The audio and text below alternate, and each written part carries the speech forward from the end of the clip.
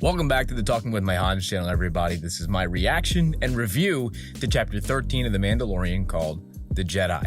These are fun little videos to do because not only do I review the episode, but I interlace my reactions as I watch it live for the first time.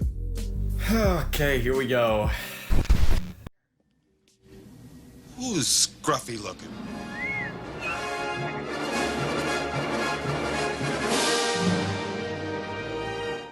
If you're new here, welcome. I would highly consider you hitting the subscribe button down below, leaving me a like or a dislike if you really hate the video, or a comment. I love talking to you guys down in the comments, especially after weeks like this with a Mandalorian episode like this. Of course, we don't always do Mandalorian stuff here. We got Star Wars Squadrons videos and video essays and breakdowns of deleted scenes and all sorts of different things. So if you're into just general Star Wars goodness, I would highly recommend hitting that subscribe button. But anyway, let's talk about The Mandalorian Chapter 13 called The Jedi.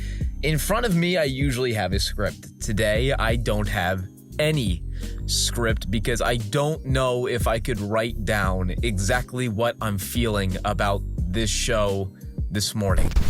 What an episode that was. I don't think any words I could put on paper could aptly describe the emotions that ran through my body while watching this week's episode. Chapter 13 could possibly be the best episode in this entire series. In fact, there's a good chance it's the best episode of The Mandalorian Season 1 or Season 2 so far. There's a good chance that this week's episode of The Mandalorian is also one of the best episodes of Star Wars television, period. And I mean that sincerely. I don't know too many episodes that could possibly beat this episode in terms of production value, in terms of emotional impact. It just really had it all this week. I'm really nervous. I'm really nervous. This is almost like a pre-movie feeling. You know what I'm saying? Like when you go to see Star Wars in the movies, that's exactly the feeling I'm getting right now.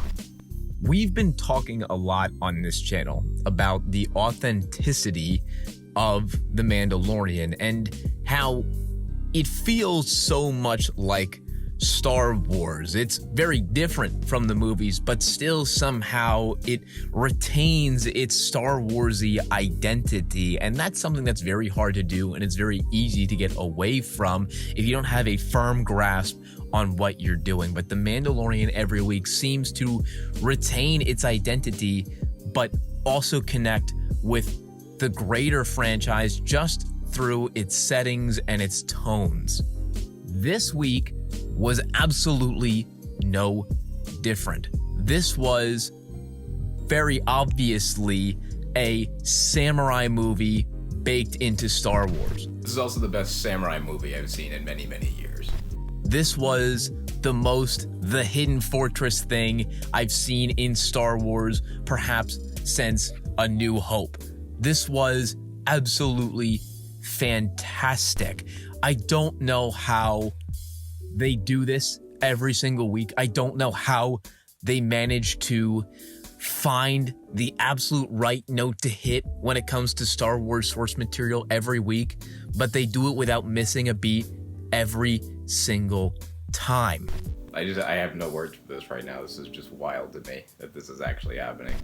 Dave Filoni's episodes in Season 1, particularly The Gunslinger, which was Chapter 4 or 5, I can't remember, was probably the weakest episode out of Season 1, if I'm being brutally honest. Dave Filoni's episode this season is not only, like I said, one of the best in this series, probably the best in this series, but has a very good chance to be one of the best episodes ever produced for Star Wars television. I take my hat off for Dave Filoni. He absolutely nailed it.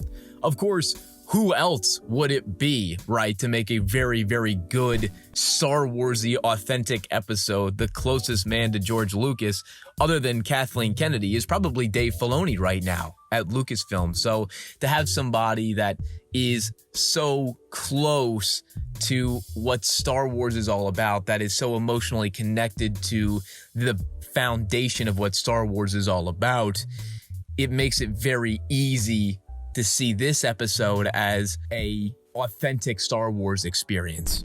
Absolutely stellar episode. Of course, we have to talk about Ahsoka Tano, who in this episode was just fantastic. I don't think it was any surprise that she was going to be in this episode. We all guessed that she was going to be in this episode, but who would have guessed that it would have been done this good? Oh my god, dude. I guess everybody guessed that it was going to be done this good because it was Dave Filoni doing the action. So who else to bring it back but Dave Filoni? I gotta be honest with you guys. I've done this take of this recording 3 or 4 times, and there's just no words to describe what I'm feeling about Ahsoka Tano. I'm just elated to see her in live action. I'm over the moon to see her character just pan out in this episode. I think everything that she said, everything that she did was so in line with who her character was when the last time we saw her. It just seems like they took extra care of this kind of character. That was perhaps the best conversation I've ever seen in a Star Wars medium. That was fantastic. That's all there is to say about that. That was just spectacular. Ahsoka has become almost as beloved as some of the original trilogy characters. I know that's kind of heresy to say, but when you bring a character like Ahsoka into the show, you have to make sure that she is done to an absolute T. And she was fantastic. She was threatening, she was frightening, but she was also comforting and kind. And she was everything that everyone loves about Ahsoka and has loved about Ahsoka for so many years now. I think that letting her let Din take Grogu, not the child or Baby Yoda anymore, Grogu, what a fantastic name. Letting Din take Grogu and have him be the mentor figure, the father figure, the person that helps Grogu decide his own fate is so right. I think if he had just handed Grogu off to Ahsoka in this episode to be trained like everybody thought was going to happen, would have been the wrong thing to do. And now we have this whole new side of this series where we have to figure out what's best for Grogu and what he's going to choose in the future. It adds a whole nother level of suspense to this series. So I think that was such a great idea to let Ahsoka be sort of a bystander in this episode and let Grogu sort of lead the action and let him determine whether he is going to be a Jedi or not. And of course, the ending was absolutely bonkers. Ooh, got him. There he is. Thrawn's still out there, huh? Grand Admiral Thrawn is out there. He is lurking. That lady is working for Grand Admiral Thrawn, or has worked for Grand Admiral Thrawn. I haven't really figured that one out yet.